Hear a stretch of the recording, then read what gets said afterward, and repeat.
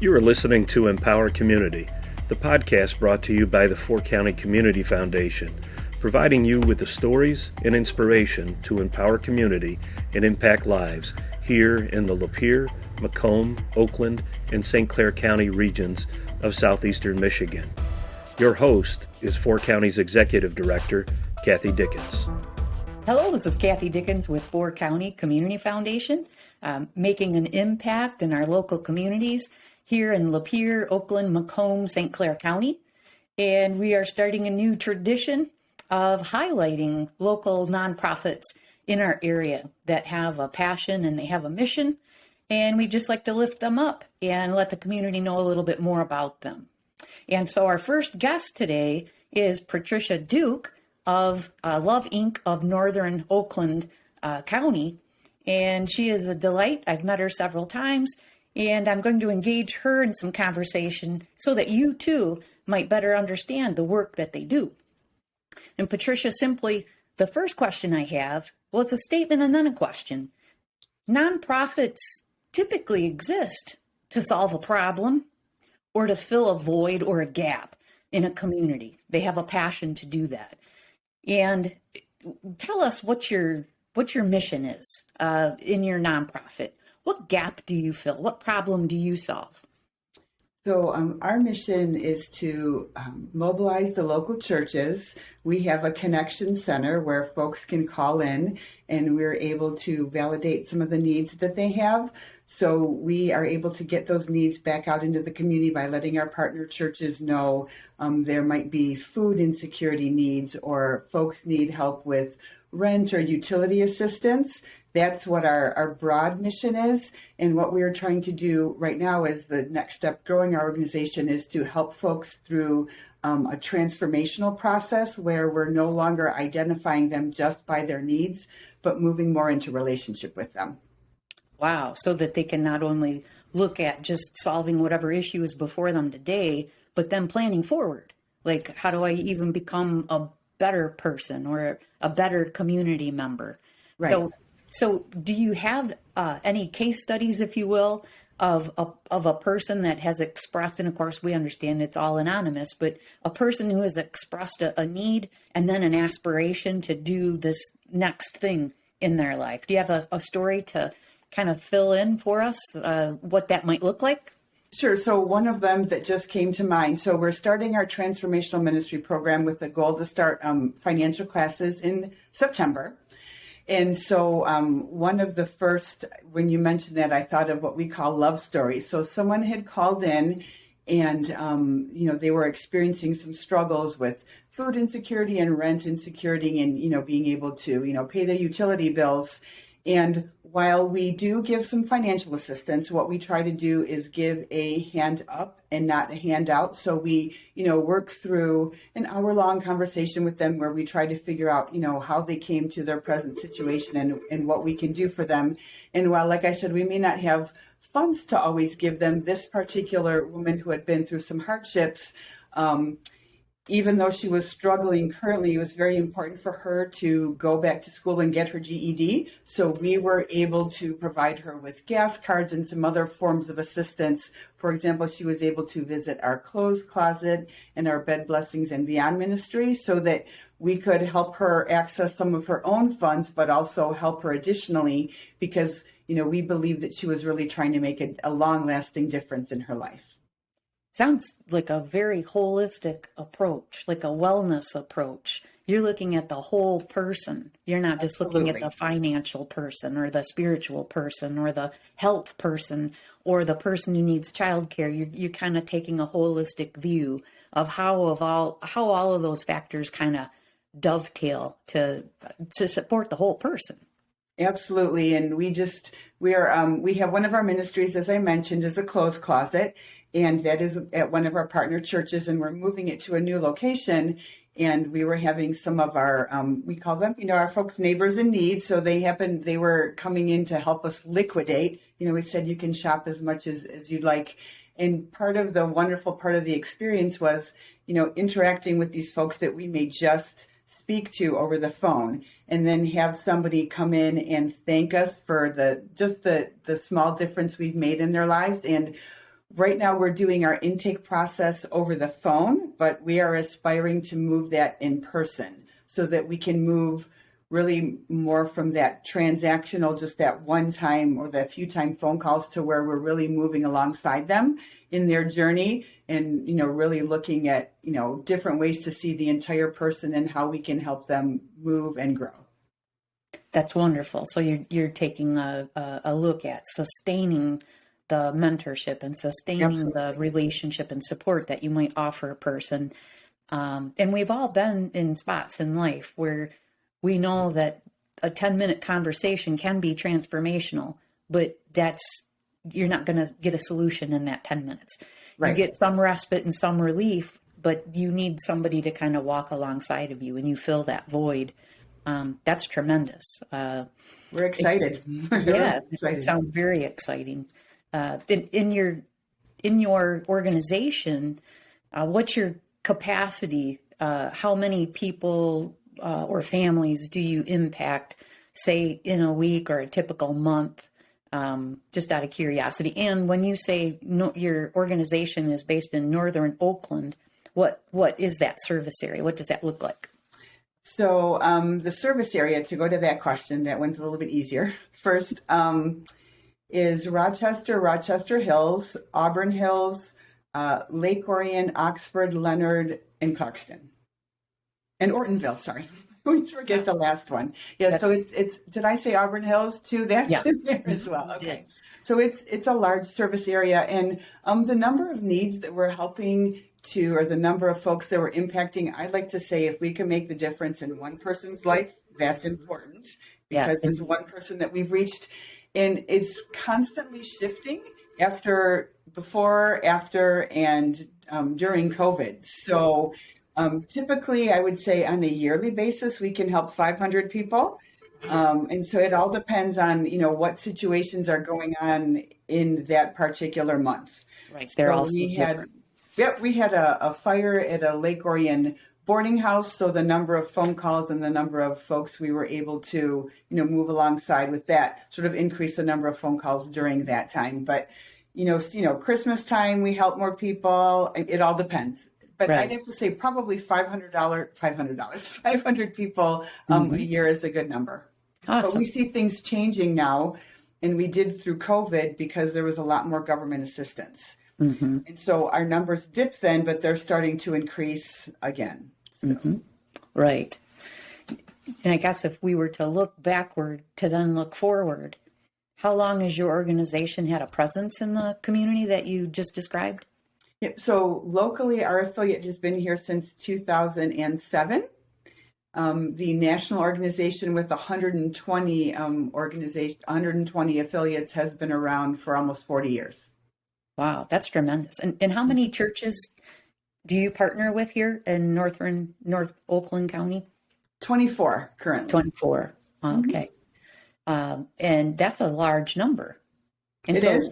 So when you partner with 24 churches, can you explain what that means? You partner financially, they kind of adopt you as a mission, something that they want to continue to foster. Is that what a church partner is? It looks a lot of different ways. That is one way to partner with churches. So for financial support, for sure, to alleviate some of the work on the pastors, so we can say, walk alongside us here at Love Inc. When you have people call you who are in need, you can refer them to us. And then we can actually vet the need and move along in partnership, so we can legitimize the need to make sure, that those folks really do need help. Mm-hmm. We receive volunteers from our partner churches. We also refer some of our neighbors in need back to our partner churches for some sort of programming that they might have, for example, a grief share or, like a mom-to-mom group. We also have some of our ministries at our partner churches. So our clothes closet is moving to a new partner church that's Oxford Free Methodist Church, and we're looking to move there in August. Our connection center is here on the campus of Lake Point Community Church, so that's another way that we partner. So partnership looks a lot of different ways. Right. That's wonderful. I mean, that's what wonderful partners, and they're all unique. Like you said, they all bring something different. to help serve the population that you also serve. So what a Right. what a great partnership and a nice connection throughout the service area, because different people in different locations, of course, will reach out to their home church or one of their home churches. So it's what a wonderful way to spread your service and connect with churches that understand the need in a way that other nonprofits or organizations may not, because a lot of people pivot obviously to churches for help when they're in dire need. And so wonderful. And so now we took a look back a little bit in how many years you've been in existence and the partnerships that you have. Now, looking forward 5 to 10 years, Patricia, what do you hope for your organization? What do you dream for? What would allow you to have the impact that you really think is needed and that you dream of reaching? Do you have any answer to that, or is that too big? I do have an answer. So we have always wanted to house our ministries in one large building. So we would have our connection center, we would have our clothes closet, our bed blessings and beyond ministry. We would have the opportunity for offices where we were going to have the in-person intakes. So I would envision us being in one large space and also being able to connect more with the community and offer more services in terms of classes that would be really beneficial to making a difference for folks. So not just helping them one time or just for, a few classes, but really helping to bring them out of that cycle of constant need into something. I'm not saying we see it as better, but it's just different. So just showing them a different way. So I would love to be able to do that and see the number of classes that we offer expand. That would be a dream.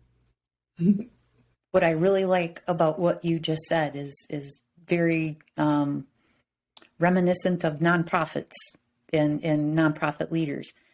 Your vision for the next 5 to 10 years and how you'd like to see the organization grow had nothing to do with you, had nothing to do with your staff. It had everything to do with your service. It had everything to do with how you can better impact your clients and how you can be a catalyst of positive change in the lives of people who have the potential, but they just at this spot and at this time need the mentorship and the guidance that you can offer. And so if by chance I had hypothetically a building in the area that would serve that need, and I wanted to donate it to your organization, you'd probably accept a donation of real estate. Absolutely. Yes, please. If I had a building that I was having trouble selling and I offered you a deal that was unbelievable, you'd probably listen to a deal like that because you're looking to grow the impact of your organization and help the community. So if you got a random call in the next few days, somebody heard your story and said, I want to help you get to that point where you can help more clients, you can help more people, you'd pick up the phone, wouldn't you, Patricia? I would. And so along that vein, it's really important, and this is how I feel about being involved in the organization. Everybody needs just to be heard. It doesn't matter where we are. Everyone has a story. And that's the joy that I receive from this job, just listening to people and really figuring out, what we can do to help them help themselves, but make things different. Just what, they just want to be heard. That's why I stepped into this position, because I have a heart to listen to people. So very good. And I could tell that from the first time we met, that you were in the right spot. Thank you. Speaking of, that's what drives you to be in the executive director role of this nonprofit. That's what puts a skip in your step when you come to work every morning, and you have a skip in your step when you go home. You're feeling fulfilled, and that's awesome. Do you have, of course, again, an anonymous, without name, a particular story that that comes top of mind when somebody says, tell me your best success story? Does it come top of mind to you? A couple of them actually came to mind. One of them was about, I'll try to make it very generic. Somebody needed a major home repair because they were living in a home. They were working but couldn't afford it, and we were never in a position to be able to do that financially. But we were lucky enough to receive a grant from the United Way, which we had to deplete in a short amount of time. And we were able to help this person with a major home repair. And what we loved about that, while on the surface that sounds like, oh, that's really nice. But what we loved about being able to help this person was they had a very small amount of money towards it, but they went right to the post office, put a money order in, and said, you know what, I don't have a lot to help, but I can help you with this much. And so we were overjoyed to be able to do that, where someone really wants to participate. They may not have the means, but they want to do whatever they can to try to help themselves. And we just bend over backwards when we see that people are willing to put in the effort. That's one.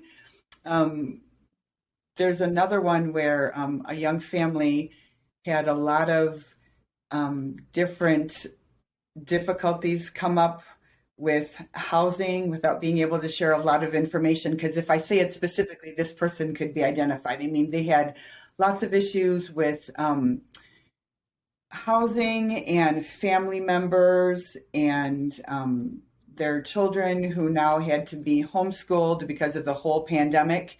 And we were able to help that family in a lot of different ways over many generations. So we were able to help the young children, the parents, and then the grandparents. So that was a really good story because they had a lot of big life-changing events happen, and we were able to help them and then also allow them to come in and participate in that. So that was great. Wow, that is wonderful. That basically they were on a journey. And if they had to be on that journey alone, they likely would have been less successful than having you along on that journey to kind of help navigate the different generations through lots of change. Yep. I love hearing those stories. They're so multifaceted that, you're not a nonprofit that just does one thing. You're a nonprofit that really, like I said at the outset, is very holistic in your approach. Whatever a person or a family unit needs, you pivot towards that need. You fill that gap, and that's pretty magnificent, really. So I greatly appreciate that. Thank you. Is there anything else that a listener might do to help you? So what we are always looking for is folks who would catch our passion, catch our vision, folks who want to see and be able to make a difference in the community just by, listening to stories of individuals who may call in as we move towards moving into in-person intakes, possibly moving alongside to listen to folks and meet with them in person. We're certainly always looking for donors to make, our programming available to a wider audience. Certainly volunteers to help in the many different facets of the organization, be it in our connection center, listening to people, or meeting some of our neighbors at our clothes closet or our Bed Blessings and Beyond ministry. Just like I said, folks who would be interested in hearing more about and, catching our vision and having a passion for wanting to make a difference in the community. So like I had said earlier, if somebody were to call you and just want to help, you would treat them in this multifaceted way too. You would listen to them and meet them where they can help you, like whatever it is, if it's time, talent, treasure, skill. Yes. Whatever resource they have that they'd like to offer, you would listen and work them into your mission. And I think that is beautiful. And Patricia, your mission kind of like the Four County Community Foundation that I represent, our goal is to help the community and also to support nonprofits like yours. And so I'm so proud to know you, and I believe we have issued grants to you and to your organization, and we will continue to do so and partner with you in any way that we can to help you fulfill your mission, because by doing so, it helps Four County fulfill our mission, which is to strengthen communities, strengthen nonprofits, and make our communities a better place to live all the way around. And so I'm so glad to know you. I'm so glad to be aware of your nonprofit and your mission. And I lift you up today. I lift your organization up today. And I hope to be a convener and bring other entities to you to give of their time, talent, and treasure, their ideas, or likewise, people who find themselves in a situation where they need something and you spoke right to their heart, and they will connect and get the help that they need. And so, not that I have to, but I endorse the work that you do and the organization that you have and that you lead. And so, again, if they want to contact you, Patricia, how would they do that? Mm-hmm. So they can reach us. They can call our Connection Center at 248-693-4357. They can visit us on Facebook at Love Inc. of NOC, and they can also email me directly at executivedirector@loveincofnoc.org. Very good. I will say that I have done all of those things. I follow you on Facebook. I have connected with you via email. You're very responsive, and I get your newsletters. I get your love stories, and so I'm on board 100%. And we are here again to lift you up in your mission. We appreciate your time today, and I guess we're ready to sign off. And just want to say that Four County is for you, and we are also for Love Inc. of Northern Oakland County. Thank you for your time, Patricia. Thanks. For helping others. For us. For our community. Four County. Four County Community Foundation. For us, for our community, Four County.